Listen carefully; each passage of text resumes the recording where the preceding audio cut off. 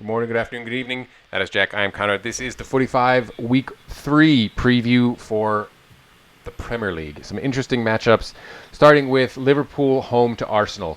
Liverpool have not beaten Arsenal with Mikel Arteta at the helm. They're coming off that crazy 4-3 win over Leeds, 2-0 win against a 10-man Chelsea, and midweek win over Lincoln, 7 goals scored. Arsenal 3-0 over Fulham, 2-1 over West Ham. And Ozil not even on the bench, but they did beat Leicester in the Cup of Energy drink match midweek. Yeah, this is going to be the big test, I think, for Arsenal. The first two matches were in games where I think Liverpool were a bit lax, not at their usual intensity. So if they're able to get a result in this one, that'll send a real message that despite the lack of new guys, new faces in the squad, Arteta's making serious improvements in the overall atmosphere and tactical ability of this Arsenal side. I think Liverpool with Thiago are a different breed, a different level now.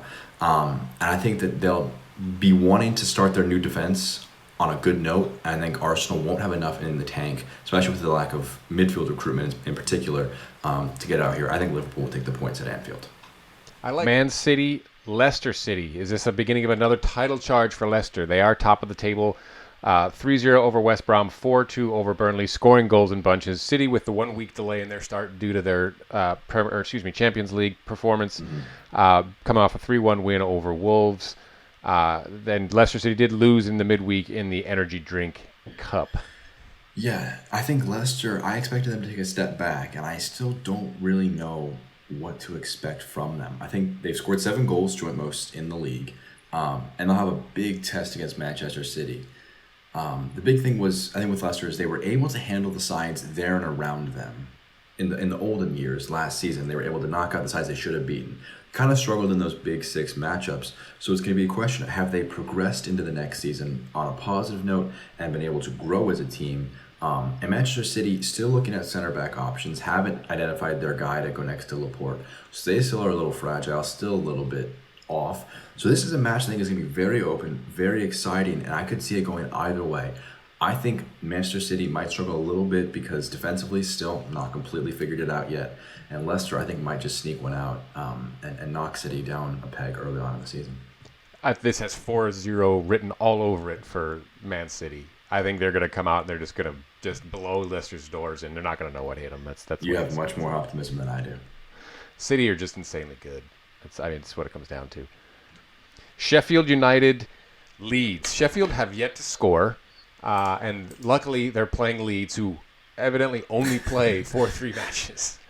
Yeah. I mean, Leeds scored 7, conceded 7. They love those open matches. For Sheffield United, they'll be open to the idea of having an open game and trying to get some goals, trying to get some confidence going, because goals are their big problem right now. In the defense, they've only conceded 3. It's not terrible. It's not great either. But you can't score. So in the Premier League, if you can't score, doesn't matter how many you concede, you're not going to do very well. They got to take a step up. I think this will be the match where they set the tone. I think they'll do quite well. Leeds, it's going to be a question of they're playing against probably the best defensive side they've played so far in terms of structure. So it's going to be interesting to see who manages to come out. I think Sheffield United might have it in them. Depends though. Can they finish their chances that they create? Because they don't create a lot of them. I think this is draw City, I think, is what happens here. Mm-hmm. Next up, Brighton and Man United. Is this a must-win for United? You know, they've come off a bad performance against... This is a team that looks really, really great. Project Restart, they looked fantastic. We're scoring a lot of goals. Or they're really, really terrible looking. The 3-1 loss to Palace, and they struggled to defeat Luton in the midweek.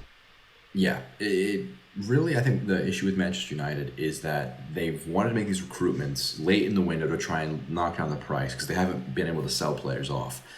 And now they're stuck with a squad that needs to have some additions to it. And Brighton are not a pushover side. So this is going to be a tough match. And I don't want to say that Ole out is going to be blaring from the speakers at Old Trafford should they lose this game. But it's going to be much louder, should I say. Should they not be able to get 3 points within the first 2 match weeks after such a promising end to last season where they finished in 3rd place. So I think it's a must-win. I think Brighton will have it in them. I think this is going to be a draw personally. Last up, Palace and Everton. These are 2 of the 5 remaining teams on perfect 6 points. I don't know that you would have expected either of these teams to be in this position, but Palace coming off of that 3-1 win over United. Everton just scoring goals in bunches. They look really, really good. Yeah, Everton looked phenomenal under Ancelotti. I think they're in a really good spot. And Palace, I don't want to claim like we saw this happening, considering I had them in, I believe, 17th. You had them in 18th I've place. got them in the drop. Yeah, will they fall back down to earth remains to be seen. I think Everton could be the club to do that.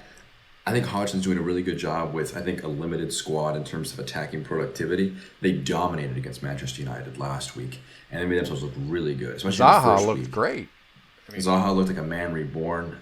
If he can be fit and firing, they could be in a good spot. I see this 3-1 going to Everton as well. I don't see Palace continuing that run. They've played great in the start, but don't see that finishing up. That'll do it for us for our Week 3 preview. Jack, Conrad, 45. Please like, subscribe, give us some comments, tell us what you think, where you think we're going to be wrong, where you think we're going to be right. Take care now.